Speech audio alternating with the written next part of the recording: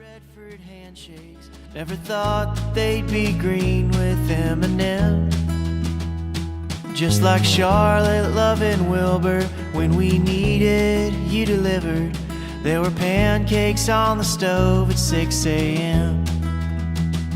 John was 12, Camp was 7, Jack was 9, I was 11. We were playing in the backyard till the crawdads went to sleep. Daddy's lab coat was a white cape, his hugs could make the earth shake. And Mama, always beautiful, was the only girl for me. Sometimes I wish I was still a boy in Tennessee.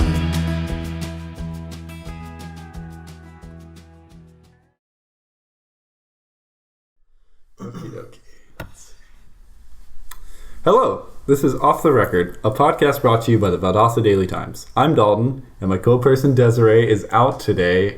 She is currently covering protesters about the recent Valdosta High School coach being fired. So Valdosta's a football town, and so that's a priority. So she's going to be out doing that.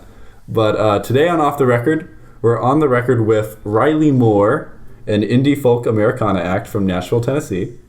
If you could introduce yourself, that'd be Hi, wonderful. Yeah, that's who I am. My name's Riley Moore.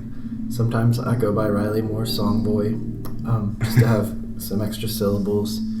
And I'm from Nashville. And Dalton, I just realized it might be like a bad omen that I'm here, because I've been bringing this tour has taken me to cities where right when I've arrived or right after I've left, their protests have occurred. Oh, really? Yeah, so that I might be partly responsible somehow for these the protests that you guys are experiencing. You're bringing us all this the bad high school football luck. coach firing. Yeah, I was in Richmond and Charlottesville last week, and what was going on there? Was Richmond the gun rally? Yeah. Okay. And protests. I played in both of those cities, and then protests broke out after my departure. So hopefully the rest of my tour is more peaceful. Yeah, hopefully. What happened in Charleston? Charlottesville. Or Charlottesville. So it was kind of the same. It's only an hour from Richmond. So, okay.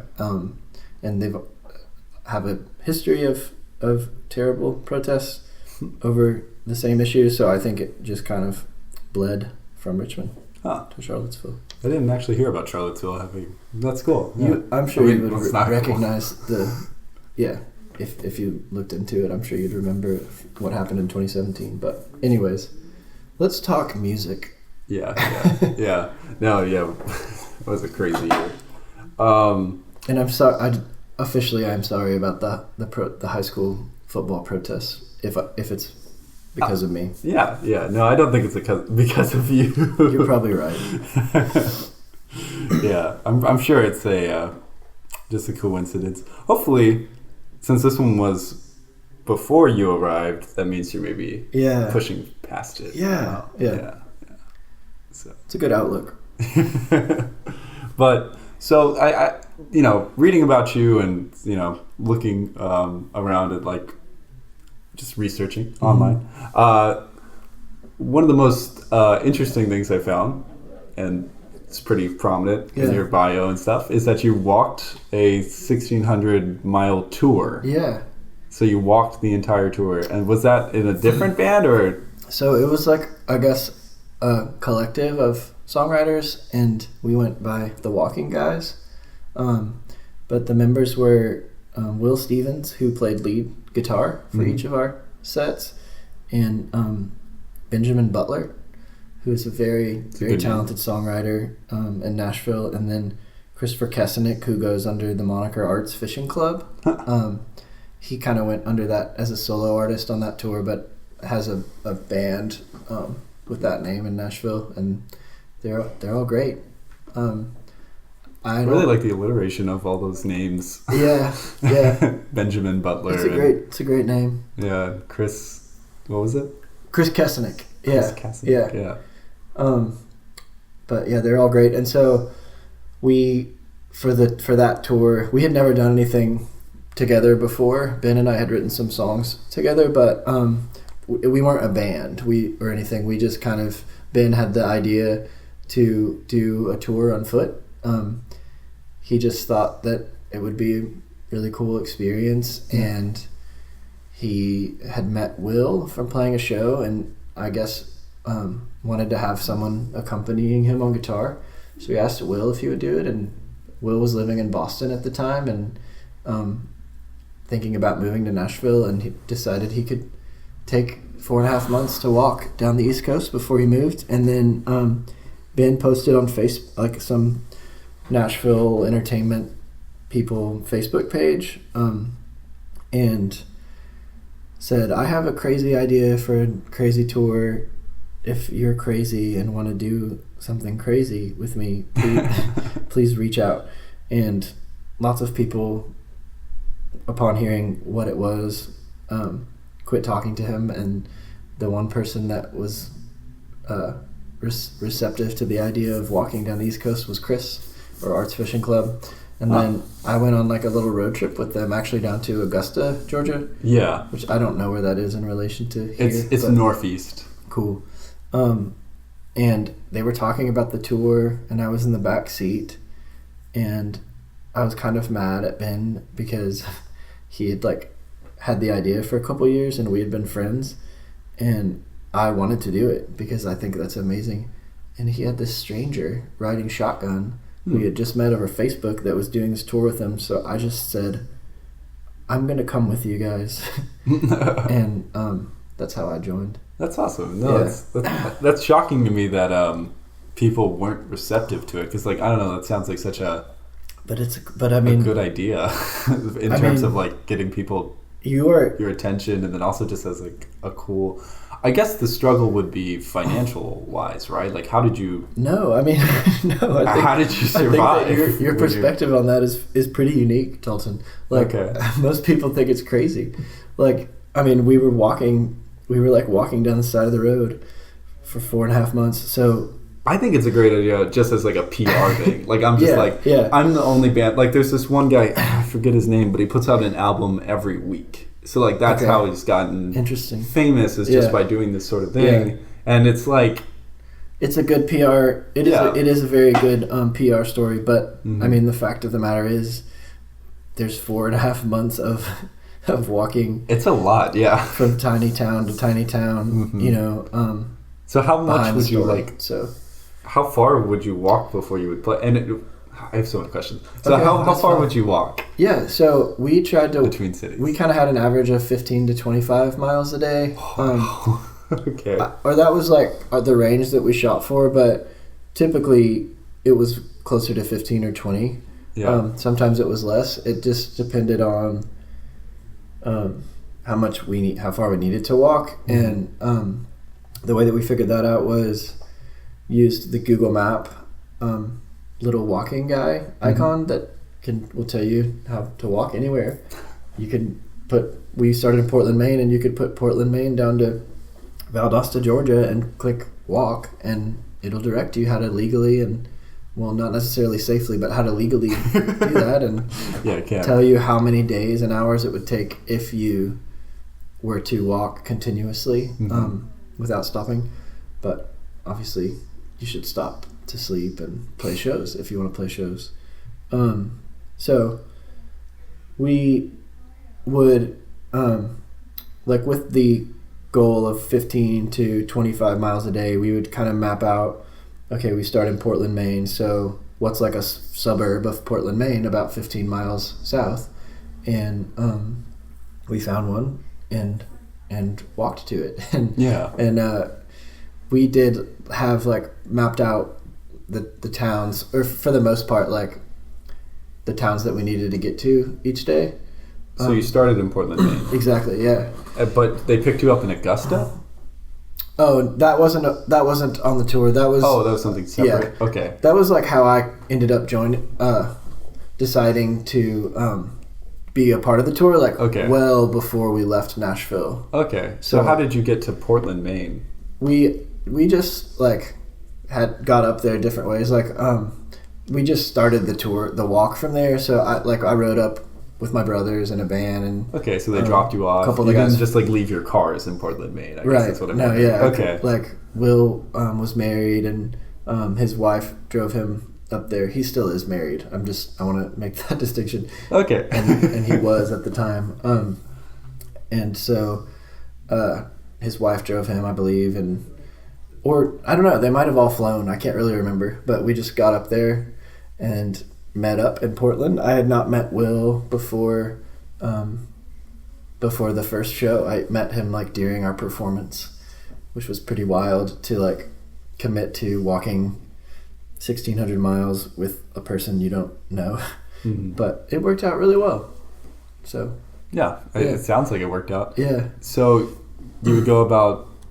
So I guess in the Northeast, was it sort of more dense? Was it easy to kind of find suburbs up there in comparison to the South? Exactly. Yeah. So so kind of back to your question about how far we would walk each day. Mm-hmm.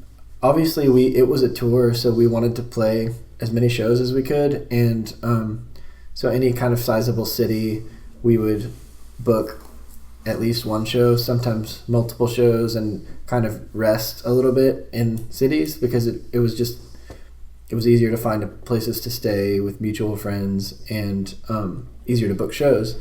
But then between the cities, like a city that's close to here, like I just drove 3 hours from Atlanta, and that's, to me, in touring, that doesn't feel like a very long drive. Mm-hmm. But I'm not. That's forever. I'm not sure about the walk. math, but that's probably at least 3 weeks or more of walking. Mm-hmm. So that's 21 days that we could be playing other little shows whenever we would find a town that has some kind of live music establishment. Yeah. So that set us up to play lots of random cities and towns and lots of random venues. And a great deal of our shows were like pop-up, that like we would walk into a bar or coffee shop and tell them what we were doing and sometimes see if we could play that night, typically because we like wanted them to offer us free food. Mm-hmm. and a good way to find a place to stay was by performing and telling the audience what we were doing, because then they would say, where do you guys stay? And we would say, well, stranger, we stay with strangers. And often they would offer us to stay at their house, and that's what we did probably 80% of the tour, just like stay with random people that we met. Man, that's insane. So you would sometimes get free food out of that too, which I'm sure helps. Yeah, we got a lot of free food. Yeah, people, because you're not generous. getting much of an income while doing this, I'm guessing. Yeah, you asked about the financial situation. We actually there was a lot of planning and legwork on the front end, and we had a Kickstarter campaign, or perhaps Indiegogo, that was actually quite successful. Chris and Ben especially did a really good job figuring out how to run that well, and Christopher has a massive family. So people were really generous, and we had a budget, like a weekly budget that each of us got for food. How much was that, if you don't mind me asking? I think it might have been like $100 a week. That's not bad. Yeah. Really not bad, considering our only expense was food. That's really, because no gas. Right. And what kind of instruments are you using? Just acoustic strictly, or? Yeah, so we just took 2 acoustic guitars. Wow. Okay. Yeah, and we had these really nice jogger strollers from this Swedish company Thule that makes luggage racks. Yeah. I emailed them and asked if they would be a sponsor and give us them, and they told us they would give us 50% off. So we invested in some pretty nice baby strollers, and they're built for 2 youths, so they're pretty wide, and we were able to put all of our gear in those. And then at first we were kind of carrying the guitars, or had 2 guys would have guitars strapped to their back, but then over time we learned just how well built those strollers were, and we were able to basically put everything, all the weight on the strollers we'd bungee cord the guitars on top. So if you have a child, you want to go with Thule. If you're very wealthy, then bungee or cord can convince them to sponsor you as a parent. Yeah. And so that you would just bungee cord all your gear in, and there's 2 of them? There were two. Yeah, and you didn't have any problems with like. Did you have any issues with people trying to like steal your stroller full of stuff? Like, actually, no. We had shockingly few issues with anything in the realm of people messing with us.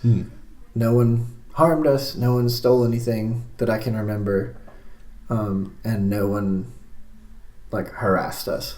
That's good. Except for one police officer on the way to Athens. Of course. We encountered two police officers on the way to Athens, and I think it was like two of the three police officers we had encounters with the entire time, which is strange, I think. But one of them was so rude and mean and discouraging, and one of them was like one of the nicest people we ever met. It was truly bizarre. He kind of like made fun of the other police officer. Yeah. So you met the Athens police officer, and then you met this other guy? No, they were both Athens. Like, it was the same night. We were walking to Athens and had encounters with two police officers. What happened? Like, one guy just like harassed us and made fun of us. And in like what way? Were you guys just like walking down the street? Yeah, we were walking down the street, and he tried to kind of bully us into like realizing how stupid we were.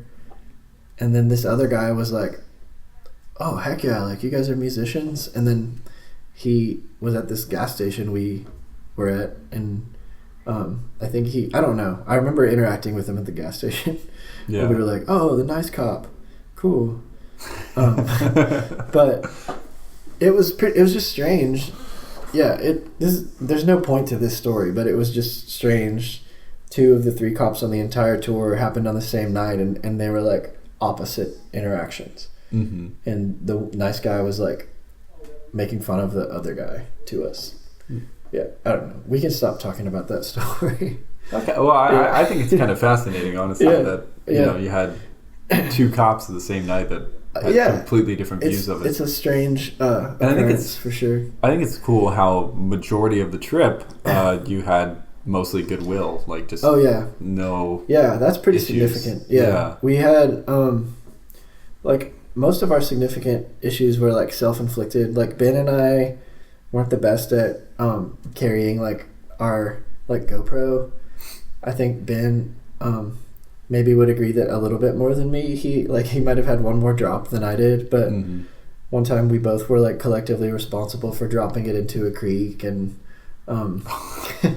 and was it fine after that? These things are waterproof if they're in the right case, right? I don't think so. Oh, no? Yeah. I think it was cracked and broken, and we sort of had to figure out, like... where did that happen? Were you just, like, on a bridge somewhere? No, we, like, wandered down into this creek on the side of a road to, like, I don't know, have a creek moment. And... a creek moment, yeah. Yeah, like...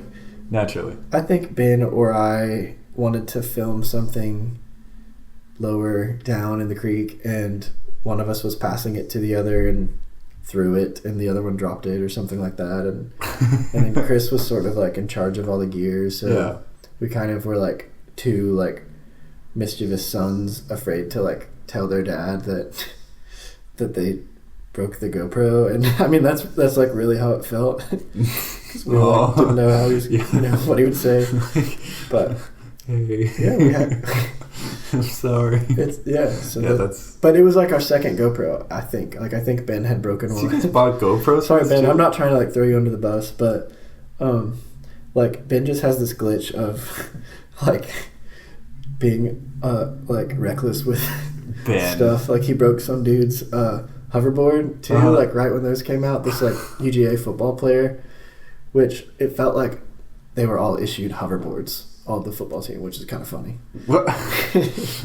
They all got hoverboards? Yeah, they all seem to have hoverboards. So he was from UGA at that time? Oh, we like played in Athens, we stayed with these football players. Actually, like, I can't remember if it was like the house that we stayed at, but at least one of the good buddies, and this guy was like at a house that we were in for a moment, was like this really famous running back called Todd Gurley or something. Todd Gurley, or something like that. Like, I don't know any football. like Georgia football fan that hears this will recognize his name. But it was just funny. I don't really follow like college football outside of Auburn, and he was a big enough deal that I knew who he was, and it was funny that in the middle of our walking tour, we met that guy.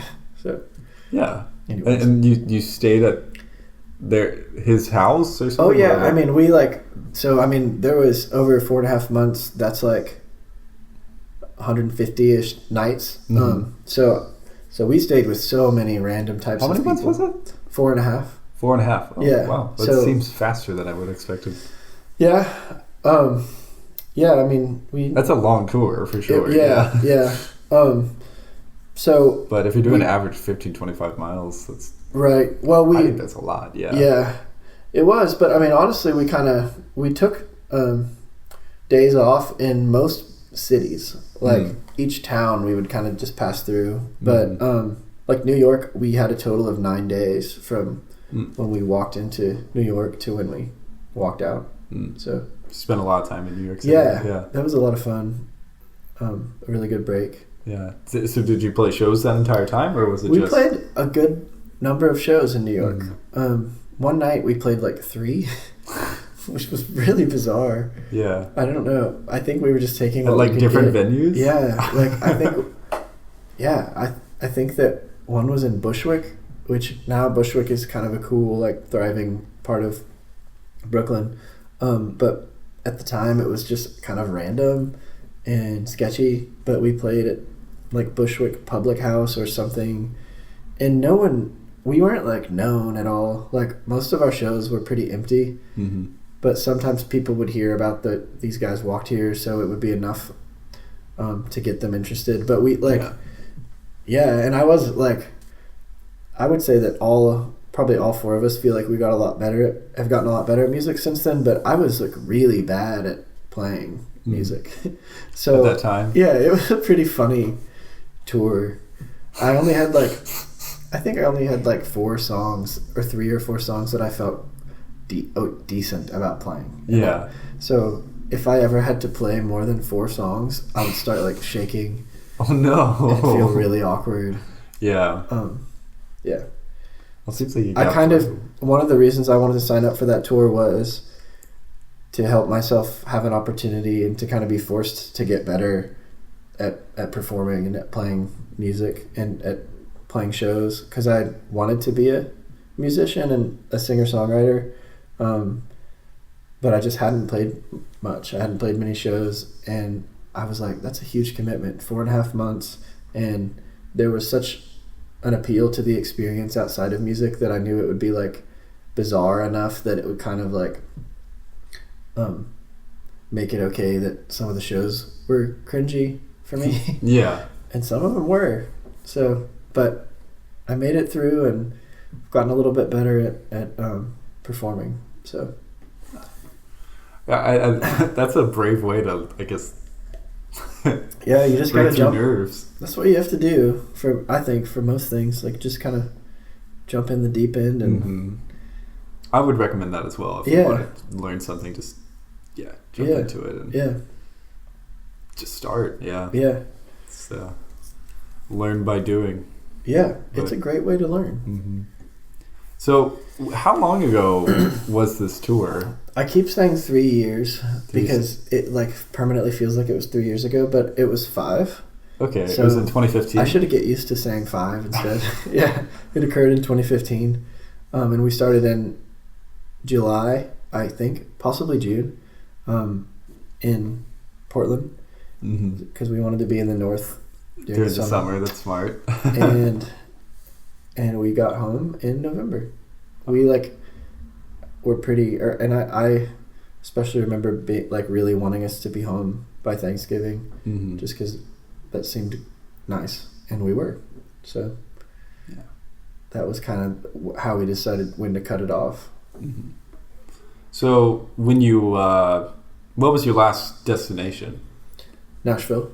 Nashville was the last destination. Yeah. So you started in Maine and walked all the way to Nashville. Yeah, but we our furthest stop was Athens or Atlanta. I'm not certain which is further from Portland, but we walked to Athens and Atlanta, and then we cut across through Chattanooga, Tennessee, back to Nashville, rather than going directly from straight from Portland to Nashville.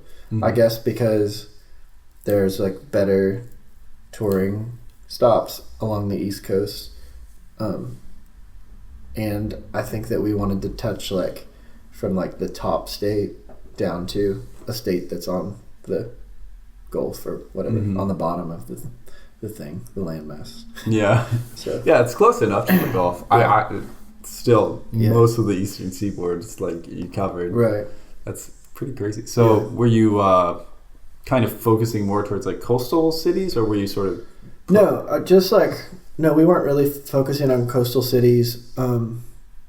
We like came down through Boston, and I'm not good at knowing where things are in the Northeast, but yeah, like Maine, and then we did like New England, like all the big cities, like Maine, and then New Hampshire, and then like Boston and New York and Philadelphia. And then D.C., Baltimore, D.C., Richmond, and then we ended up some time after that in Charlotte. So we weren't really like hugging the coast. We didn't go through like Charleston or Savannah or anything. Actually, yes, we did. okay. we were in Charleston. I wonder how many states that I is. should go back and look at our route. Yeah, I wonder how many states that is. It was a lot of states. Yeah. It's at least like more than 10, right? At least more than 10. Probably at least like 16 or so. I don't know though. That's just a random number. It's a lot of states to cover. Yeah. While walking. And so pushing around a stroller, did you have problems like... Were you just on roads all the time, or were like, how did you get around? We found a couple little greenways, little trails, but people often ask if we walked on the Appalachian Trail, but no, because we were playing shows, so we had to stay in town. Right. So for that reason, we like did typically walk on roads, just like on state highways, mostly when there was one present, and some were great. The Northeast was amazing because there are sidewalks almost everywhere. Like, I think that New Hampshire is such a thin little state. We pretty much covered the length in one day, and it was just the chillest, like just walking down the sidewalk, feeling the breeze. But the sidewalks make such a difference, as you can imagine, like, because then when you get in the South, there's no pedestrian yeah, it definitely seems a little bit more developed up in the Northeast in terms of things are just closer together, so people walk more. We definitely had some roads down here that were terrifying. I do remember one night thinking it might have been the end for me. Oh no, what happened? You had a near-death experience? Oh god. Yeah, I guess I probably did have a near-death experience. I think one slip, I think I likely would have died. But yeah, I'll tell you. So typically, like, the roads were flat, and there was the roads are always kind of flat because that's how cars drive. But there's usually like enough shoulder for us to walk in the shoulder. But we were walking, and this wasn't really the South. I don't remember what state this was. I'm sorry. No, it's okay. But it felt kind of colonial. I remember that. And it was raining like tremendously, and it might have been North Carolina, but anyways, that doesn't really matter. But like, it was targeting North Carolina. We typically tried to finish our walks by sundown, so that it was safer, and just so that the day's work would be over. But sometimes we didn't do that for different reasons, like we were just being lazy in the morning, or I don't know, something was going on, or we had a especially long walk. So this was one of those nights we found ourselves walking at night, so it was dark and it was pouring down rain, and we were on a very busy highway, and there was no shoulder. Like, the shoulder was like maybe 3 inches, and then next to that was a very, very steep hill, like a grassy hill. And we would, if there wasn't a sidewalk, we would try to walk against traffic, so that we could see the cars coming at us. Right. Yeah. So that's what we were doing, and I was pushing one of the carts, and I mean, this hill was so steep. I'm not very good at angles, but it was a steep angle. Yeah. It was not fit for walking. So like my left Much leg, as walking with a stroller full of gear. right, yeah. And whenever it would rain, we had like tarps, camouflage tarps, like draped over the rig, like the stroller with the guitar. So I'm pushing this massive, like ugly, like chariot looking thing, and my left foot is like way higher up on the hill than my right. So you can imagine the angle, and like the left wheels are like way higher than the right wheels, and it's pouring down rain. So eventually, like, I just started to slide down the hill, and this was a very like fast, busy highway. Like, it was not an interstate because it's illegal to walk on interstates, so we never did that. But I mean, I imagine the speed limit was at least 45, maybe like 50. I don't know, but so cars were going at least 50, 55 miles per hour, and it was dark, and I didn't have that much reflective gear because we usually didn't walk at night, so we didn't make that a priority. And I just started to like fall, and I realized this is really bad, and like the cart started slipping, and I had a moment of like, so you're falling into traffic? Into the road, yeah. Like I would have fallen over and been laying in front of a fast cars, like on a dark, stormy night. Yeah. Without any reflective gear, and the cart like started sliding down the hill, and I remember like not knowing what to do.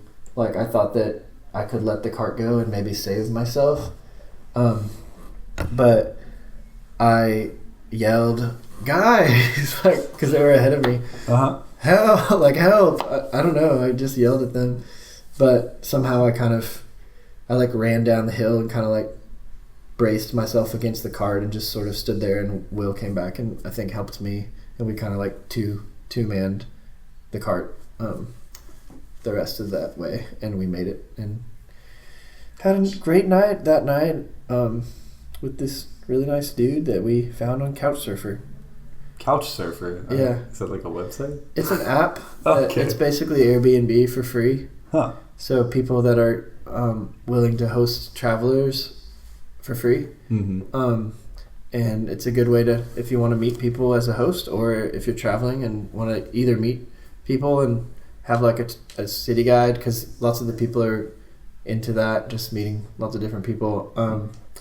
Or if you just want to try to stay somewhere for free. So we used that a good bit on the tour. And we played poker that night, and it was great. It was like it felt really nice after a really terrifying evening too. Yeah, that's a whole nother thing I didn't even think about, was the weather the whole way down. So you had a few bad storms? Yeah. Nothing else really, though? Yeah, no. Nothing else weather-wise, just storms. I mean, cold. Was it bad? It got cold at the end. Kind of, yeah. I invested in a really good rain jacket from Marmot, but I took it to this Phoebe Bridgers concert in Nashville like a couple years ago, and I thought, it's a Phoebe Bridgers, like, people here are trustworthy, you know? Oh. And so I left it on this windowsill in the back of the venue, where I thought not many people would see it or be near it, and at the end of the show, it was gone. And I told Phoebe that I lost my rain jacket, but I really enjoyed her show. Yeah. Because I like was in the back looking for it, and she came out to greet people, and I found myself standing next to her in that moment, and I just said, "Hey, you did so well. I really enjoyed it, but I need to find my rain jacket." I never found it.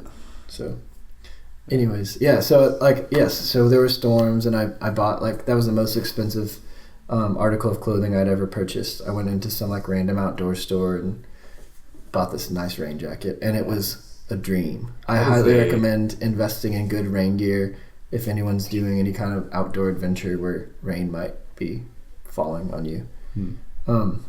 Other than weather, like, I had one time I had 16 blisters, Jesus. Yeah. All on your feet?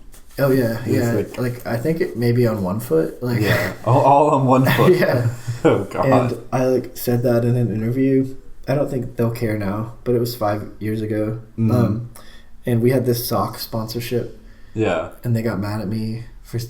But I was like, no, I'm not. Like, you're not paying me enough.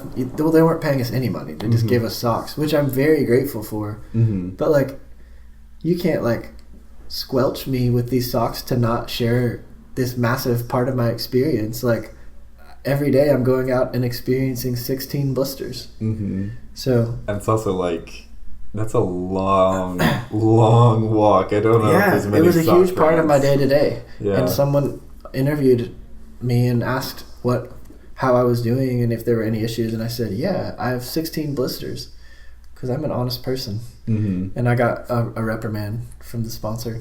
So beware, if you ever get sponsors, you have to Right. filter what you say. Man. That's a hard choice to make, honestly, because you know you want to be appreciative of the people that Yeah. helped you out, but it's also Yeah. like you also want to be honest. Yeah, It's like, well, honestly, I would make the same choice again. mm-hmm. Really? Yeah, I would be upfront about the blisters again. Hmm. Maybe I would word it differently. Like, I've got these really great shoes and these really great socks that have really been like really protecting me. Lighten the blow a little Yeah, bit. but like somehow, despite that, like just because of how crazy this tour is, Mhm. and maybe because of some of the times when I'm barefoot at night walking around people's houses, I've gotten these blisters. So, like, it's not because of the sock or shoe sponsor, but they are there. I would still tell them. So, I'm sorry. I'm just thinking more about this tour. So, were there ever any points where you had to, like, buy a hotel or something, like a motel? Or We only bought one hotel room the whole time. And the only reason we did is Christopher's brother very generously gave him. We stayed with his brother somewhere that I can't remember Okay. where he was living, and he gave Christopher an envelope with some cash to get us a hotel room one night, which I thought was really sweet. Yeah, and that was more towards the end of the tour or something. Or? Kind of at least the second half. But we had a pretty kind of a policy, I guess, that we weren't gonna pay for places to stay because we had camping gear. Mm-hmm. So we really didn't have to do that. We would just set up tents and if needed. But it So- was I'm sorry. I'm going back. that's okay. You said 100 for food, right? That was for everybody. No, we each got $100 a Each week. got I think I could okay. be misremembering, Okay, but we had that's a lot of money. yeah, we did. Yeah, it wasn't it was a great experience. It wasn't hard, Mm-hmm. to be honest. For me, I mean, Mhm. I mean, it was because of the blisters and Mm-hmm. other things, but in terms at times of, psychologically. But it was a very happy 4.5 months, and we really didn't have any crazy problems, Mm-hmm. which is in some which is wonderful, but it's a little bit less exciting of a story. Each day was sort of just we got up and walked, and I think it's still a pretty exciting story. I mean, would you do it again? I would repeat that experience Mm-hmm. if I went back in time. But you don't want to do it. I'm not sure I would do a second. I'm open to it, but I'm not gonna say I'll do that. Do a West Coast or something. Yeah, but if under the right circumstances, I think it would be beneficial now that I've learned a little bit more about promoting and booking shows and have a little bit I have more music released and just a little bit more knowledge about how to try to do well as a musical artist. Mm-hmm. I think I could leverage things a lot better, and I would say probably the same for Chris.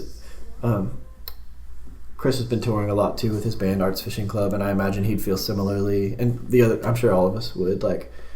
Now that we've had that experience, if we did it again, we could probably make a bigger splash. Mm-hmm. So So in that sense, maybe one day, Yeah. if I want a big splash, I'll do something else like that. I don't know. Something. I thought about running. It's running. Oh, like Forrest Gump or something. Yeah, like getting a little guitar, strapping it to my back, and just like running on tour. Yeah. And being like the running guy. But that sounds pretty hard. That does sound pretty hard. But you would cover a lot more distance. Yeah, and I'd be super fit. Yeah, you would. Yeah, you'd feel great after that, I'm sure. If you made it anyway. True. But man, that's insane. I just can't believe that you managed to go 4 months where you would find a different person every night to spend the night with, and then and the fact that you guys raised that much money to be able to do this is really impressive too. Yeah, people were really nice to us. It's pretty wild. Yeah. So how did that like inspire your songwriting? Or it's maybe your last album? Yeah, I have a song on the album. I think it's the first track. Who knows? But it's called "Wandering Man," and I mean, it's not really like a direct story about that tour, but it's kind of inspired by becoming a wandering man, and it's just kind of like an old like troubadour, traveling musician type song. And I felt like I had legitimately kind of earned the right to sing a song like that. Claim that, and I have another song on the album that that I wrote about someone that we met on the tour. This like Amish girl named Annie. It's called Amish Annie. And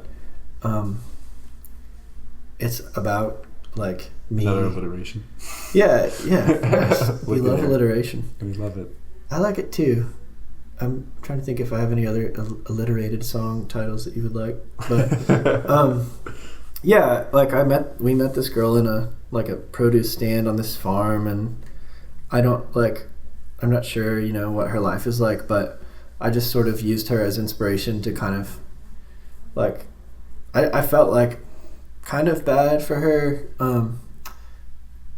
for her, like just that maybe she, because of how she was raised, just didn't get to learn much about other types of culture, and was probably very like sheltered, I reckon. So that's what that song's about. But it's an actual person that we met who was an Amish lady named Annie. That inspired you? Yeah. Do you remember where you met her? Yeah, we were in Pennsylvania. That's a lot of Amish folk there. Yeah. And we were just walking just south of this town called New London, all through all these farms, and it was kind of an oasis. She just had a produce stand, and this really kind cyclist who passed us had like given her money to give us some bread and like stuff that she was selling when we got there. Wow. So, and then he like cycled back and told us to make sure we stopped at the fruit stand. But I mean, it was in the middle of nowhere. Like, it was just, she had a stand like on her family's farm, and it was just bizarre that was her. That was all she did. And like we were playing a song or something, and she like isn't supposed to hear music, so we kind of had to stop, and she had these canned peaches, and I accidentally like told her that they reminded me of sploosh. Have you seen Holes? I have not seen Holes. Okay. I myself, no, I have not seen Holes. Well, in Holes, there's like the secret ingredient to solving shoe odor ends up being like rotten peaches or really old peach juice. Oh, okay. Yeah. And the guy that never read the book either. Learns that, who was trying to solve shoe odor, names it sploosh. So these peaches that she had made me think of that, and I asked if she'd seen Holes. Right. And, yeah, it was an awkward moment that That's funny. we caught on camera. Well, I have one thing in common with Amish Annie. Yeah, true. Probably a lot of Yeah, movies you probably we both have a lot of stuff in common with her. If that's I'm sure she's probably got a lot of really wonderful characteristics, and some of those you might share. Yeah. Man. So, sorry. That's okay. So this is your first time, I guess, in Valdosta. Yeah, Um, I think. Who knows? maybe, yeah. You were kind of mentioning it earlier that this. Yeah, it sounds super familiar to me. Mhm. And you told me about the football empire here, and Mhm. my high school was similar. So I think that perhaps we played Valdosta in football. Okay. And what city are you from? You're from Nashville. I'm from right? Nashville, but I went to a school there that has a really good football team Okay. and cares a lot about it. I wasn't sure if maybe you were from like a suburb, a specific like small town outside of Nashville. I grew A lot of up people- in Franklin, south of Nashville, and Okay. Leapers Fork for a little bit, which is a more rural little town. It's really cool, and that's comes up in some of my songs as well. Like I have a song called Pancakes and M&Ms that's Mhm. just really just very like literal memories of my time out there with my brothers and like on the farm. So yeah, I am definitely inspired by like my life experiences, and that's kind of how I write songs. Is I just, if there's something on my mind or if I'm processing something, I just sometimes it is processed in my mind in like almost lyrical form, Mhm. or I'll just think of a string of words that I think sound kind of nice, and so then I'll just try to push that, and that's usually how my songs come. If that Just makes sense. by processing like past. I mean, it seems Yeah. songwriting is just it seems like a cathartic way to just sort of Mm-hmm. look at your life and figure out, where you are, who you Yeah. are, where you're going. Yeah. Yeah, I mean, it's usually just things that I'm thinking about naturally a lot, like life changes, Mhm. things that are giving me emotions. Mhm. So like something about a relationship, or someone that I want to have a relationship with, or someone that I recently had one with that I, either want to end or didn't want to end, or life like changes growing up, philosophical things sometimes, and I'm already thinking about them a lot, and so Mhm. it helps me sometimes to like write them into a song. Yeah, no, I would imagine it would be a very helpful way of processing Yeah. those emotions and everything. Huh. So, I've never spent a whole lot of time in Nashville, Mm-hmm. but You should come. yeah, It's I pretty cool. want to go check it out. Yeah.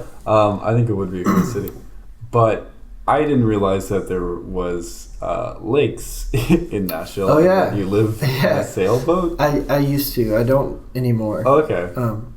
Which I'm very happy about. Okay. You didn't like it? Why? I liked it for a bit, but it was like a very romantic like feeling, like experience. Like I would, I lived on a sailboat on a lake, and there are some lakes in Nashville, and this one's called Percy Priest Lake. And when I moved back to Nashville, I was living in Birmingham, Alabama for a little bit. I didn't want to pay rent to anyone, and I thought about getting a van to live in and that I could maybe take on tour, but it sounded stressful to like figure out parking, and just living in a van felt less romantic, I guess, than in a sailboat. So I looked at them, and my brother had an idea to live in a sailboat. My brother Jack, and I kind of stole his idea, but I just looked them up on Craigslist and found one that was pretty affordable and bought it. And it was just sitting on this dock, so that's like, I mean, in the water, like, but I just kept it there. I didn't really know how to sail. Still don't really know how. But it was a really peaceful place to sleep and make oatmeal and coffee in the morning and write songs. And that's pretty much all I did there. Read too. But yeah, like, I mean, at night, I had no neighbors except this one guy named Andy a few boats down. Like, he was really cool, but like I would just look out on the water and see like lights reflecting on the water, and there was an actual island that I could look at, and that would make me think of like Huck fan, and I would drink wine at night and look at the water, and then drink coffee in the morning and look at the water, and those are both really nice experiences. Yeah. But I didn't have a shower. I didn't really have a working bathroom. I was only able to cook oatmeal and water and coffee because I just had a kettle to heat up water. Mm-hmm. And I was living on a sailboat, so like it was really only gonna last for a time. Very practical, and I guess.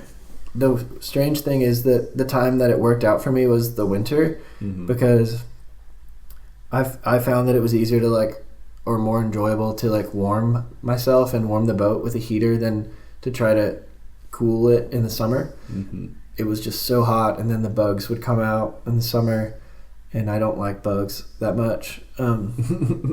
Or being sweaty in my quote unquote home all the time. So I knew that I had to get out of there and moved into an apartment. Why did you want to go live without a rent for a while, just to save money, or were you just save money? Yeah. I'm poor. Yeah.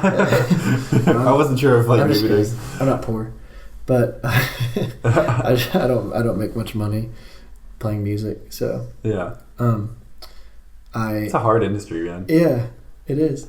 How do you make most of your money? Is it through touring? Yeah, right now I'm just touring full time, but I took 2 months off of touring, November and December, because I was sort of tired of touring, but also to save up a bit of money. I worked at this women's fashion company in Nashville in the warehouse. Yeah. That was pretty cool, and I made friends with lots of cool women there, and I learned how to package handbags and jewelry. Interesting skill set. Yeah. Skill set. Yeah, it was fun. How did you land that job? Did you just sort of see an opening and just take it? My brother's girlfriend works there, and she had reached out to me previously about them needing extra help. And I never was able to do it, but when I decided to take some time off from touring, I just asked if they could use anything for the holidays, and they could, so I did. And I also have a real estate license, so occasionally I sell a house to that's friends. pretty good. Yeah, so when that happens, that's a really nice boost financially. But because I've been touring so much, I think that I think perception is a pretty powerful thing, especially as a musician. So it's really good. I think that I'm out touring, and I think that makes people kind of want to support me. But the other thing is, I think it makes people feel pretty dubious about my ability as a realtor, because it's kind of hard to believe that that's something I can do, but I can, and I'm a great realtor. So if anyone hears this in Nashville, send me an Instagram DM, young_legend. Yeah, I'll get you a house. Buy you a house, yeah.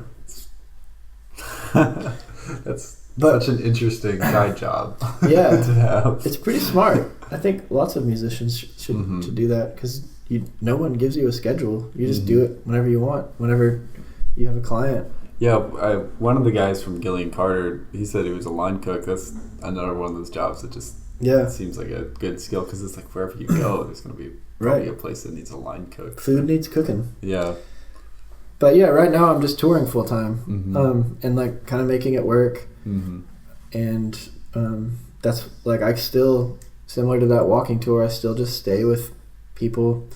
I fortunately have been able to keep up with a lot of good people and lots of friends around the country who are really kind and let me stay on their couches, and that just helps make it possible for me to tour, because I don't think I could afford to stay in hotels every night.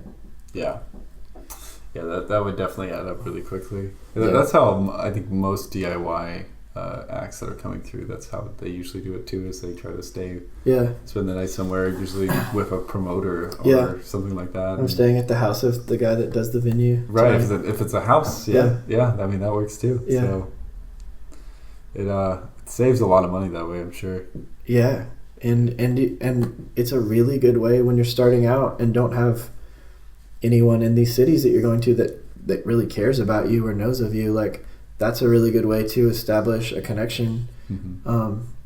If there's a house with a couple roommates and you hang with them and like invite them to your show and like hopefully kind of develop a friendship, then suddenly you've got a couple friends in that city who can, if they like your music, maybe share it to their friends. And like, yeah, I think that there's a lot of benefit to staying with people. I mean, even outside of monetary. Like it's, or even outside of being a touring musician, like it's just good. I think it's good for people to keep up community and relationship, and something that like culture and society right now is like naturally like progressing away from. I think because of like advances in technology, we don't really need to rely on other people as much for resources or for entertainment. So you think kind of people are getting more and more isolated? I do. Yeah, because of Netflix and Instagram, just looking at their phone and taking in social, I don't know, needs that rather than going out and seeking them physically. Yeah, like you kind of feel like you're keeping up with people through your phone instead of over a table, like having a coffee or something. Or sleeping on their couch. There's definitely an emotional connection that I think you lose when you're just scrolling through, liking something on Facebook or Instagram or whatever, and then actually meeting them and talking to them about whatever they got going on in their life. Yeah. So that's a great benefit of touring. Something I'm grateful for, that I get the opportunity to keep up with people. Yeah. It's one of the most interesting things to me about musicians is that they all seem like incredible people. People, I guess. And the fact that they just all really love people generally, maybe not everybody, but like a lot of people that I've met, they love meeting new people. They like, keeping up with everybody. They like having that sort of, and it's like not just a large friend group, but a pretty like close friend group too. It's just they're separated by distance. Yeah, that makes sense. Do you kind of, or do you classify yourself as a people person? I feel like I'm sort of like, I think I'm a mixed bag. I couldn't think of a better term, but I know there's some out there. But I understand that too. I'm an introvert, but I love meeting new people. And most people who know me would be like, "What are you talking about? Like you're incredible with people." Because sometimes people say that to me, but I often feel like fairly awkward with people. And like, I mean, I understand that. Like the flip side of what I just said about keeping up with, like, maintaining relationship, I mean, it can be pretty exhausting. Like if you leave where you stayed last night with these people and you drive to a venue to interact. Like, I mean, I love getting to play these shows and I love connecting with people and meeting people, but it's truly like nonstop needing to be present for people socially. And so like that's kind of it's a give and take, like to stay with friends and to stay with people, and because you're never going to have your space own to go real back to. Space, right? You're always in somebody else's space. So I think that like the abnormalness, or like the abnormality of a lifestyle of touring all the time probably like affects me socially, and probably makes you into forces you makes me like more. good at like handling interactions and comfortable with new people, but like also there's not a ton of like grounding and when you're in a different place all the time. So I don't know, I find it like it can be challenging for some of my friendships in Nashville, and I feel a little like, yes, I feel good socially, but I also feel a little like messed up to be honest. Maybe not like yourself, or just like like socially, I don't know how we're supposed to be. Part of that's probably what I was saying about like Instagram and Netflix. Like we all, I think, or not everyone, but a lot of people I think are a little bit messed up. I think I could agree with that. And in many other ways. Like, because of the fact that we spend so much time separated. That Yeah. it seems like people my age, and people older than me too, but and younger, seems like it's become more rare to find somebody that's very charismatic and has very strong social skills and that sort of thing. It's I don't know if that's true or not, but I think I can agree with that perception. Yep, I think people are moving like inward. Mm-hmm. And for me, I feel like I'm naturally shy and introverted anyway. So like, I almost feel like it like aggravates that. Like it makes it to where it's like an environment where it's more easy to be isolated. Yeah. On top of my already natural bias. Totally. You know? Yeah, it's comfortable. Yeah. It's cool that you do this podcast. Yeah. I bet that like I think it's a cool pushes you a little bit. Like I mean that's why I went into journalism, not necessarily because I wanted to. Going back to learning by doing, I mean, just if you want to learn how to talk to people, just go out and talk to people. Yeah, I mean, jump in the deep end. It's literally the best way of, I guess, becoming a social person. And learning to enjoy people more. Absolutely. I think it's very easy to sort of like isolate yourself and say, I hate people. Yeah. And I don't want to mingle with anyone. But if you spend enough time just meeting new people, you'll find that like sort of what you learned on your trip, or what I see that you may have seen on your trip is that most people are really great, decent really nice. people. They don't want to. They want to do good for you and that sort of thing. So I think, I don't know. And that's just so. Yeah, I'm gonna get off on some stuff. I think that's fascinating. And like I was saying before, part of the reason why I wanted to be a journalist is because I love hearing cool stories from cool people and writing about it. I think that's the perk of the job is just being able to, that's absolutely get paid to do that. It's like I get paid to meet people essentially. Totally. I still get butterflies and stuff before meeting people. Oh. Yeah. I mean, did you get butterflies today? Honestly, I didn't. I felt like you'd be a pretty personable person. Usually groups of people make it a little bit harder. Yeah, but no, I think also it's gotten better, especially with the podcast specifically. I think I was a little bit more nervous because it's recorded and people are going to listen to me talk and that sort of thing. Yeah, makes it a little bit harder too. But, so absolutely. But this podcast is about you. We're getting off a little bit on me. No, that's great. The more interesting topics, the merrier. Yeah, no, I think you're right. The since Desiree's not here, I don't know if maybe she came back. I think I might have even heard her. I heard someone jostle the door. Yeah, I don't know. It sounded like something, but since she's not here currently in this room, I figured she likes to ask this question of, if you could perform with, and you listened to our podcast a little bit beforehand. Yeah. If you could perform with any band or artist, musician, alive or dead, who would you choose? To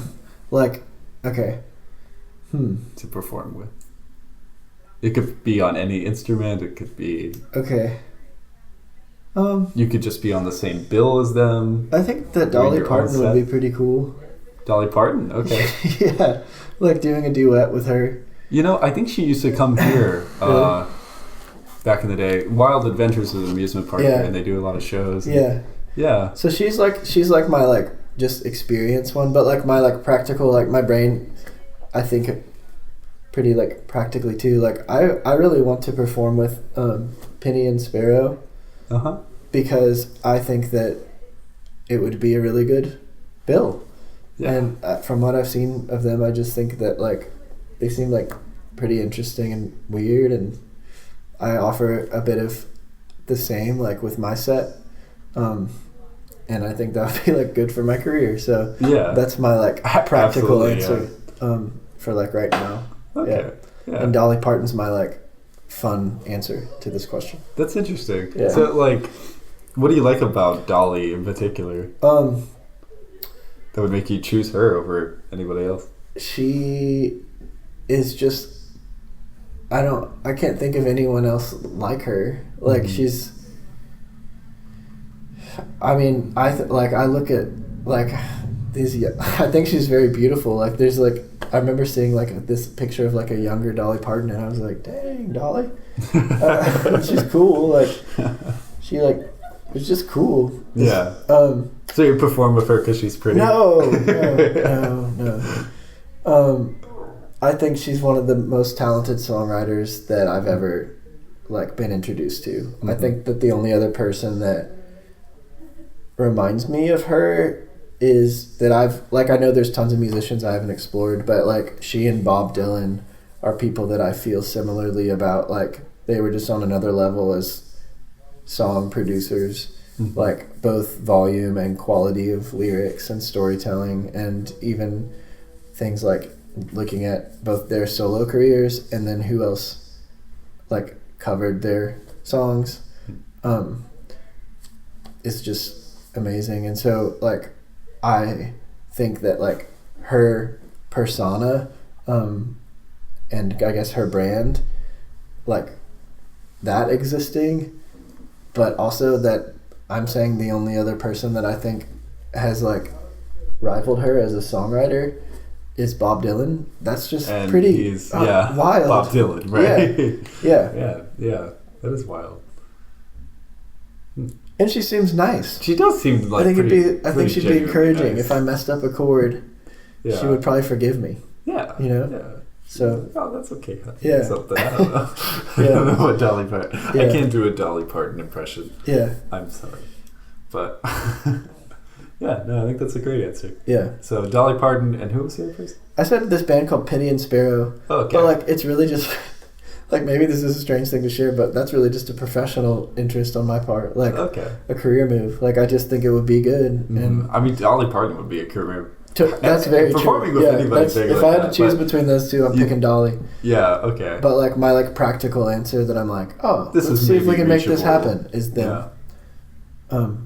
Just because I think it'd be fun, and I think that their fans would like my songs. I mean, hey, don't sell yourself short. I really hope that maybe one day you will share a stage with Dolly Parton, or maybe me too. Something. Me too.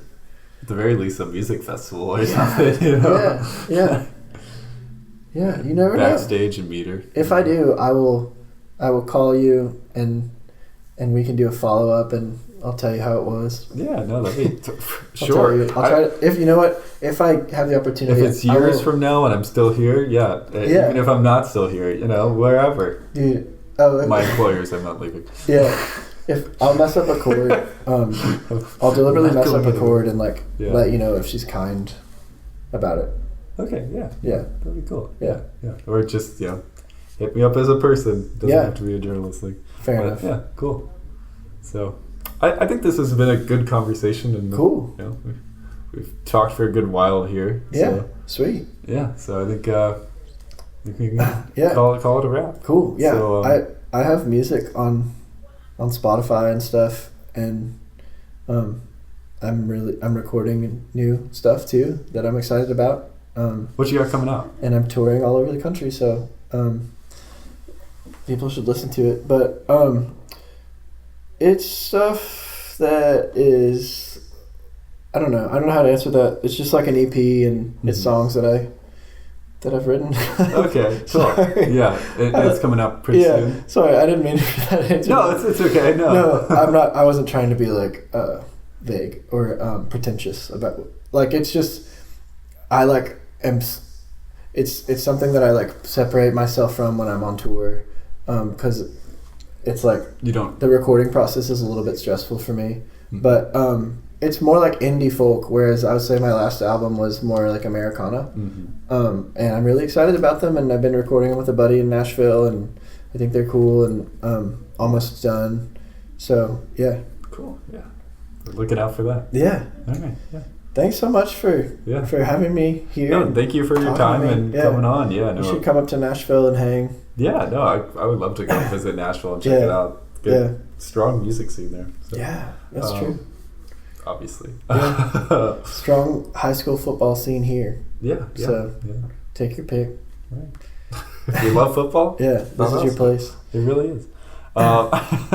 So this has been Off the Record, We've been on the record with Riley Moore. See you later, I guess. Goodbye. Yeah. Good night. Bye. Good night. Thanks, Sweet Dalton. dreams. Yeah, no, thank you, Riley.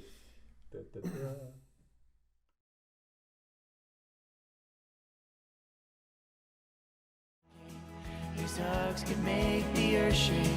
And Mama, always beautiful, was the only girl for me. Sometimes I wish, yeah, sometimes I wish. Sometimes I wish I was still a boy in Tennessee.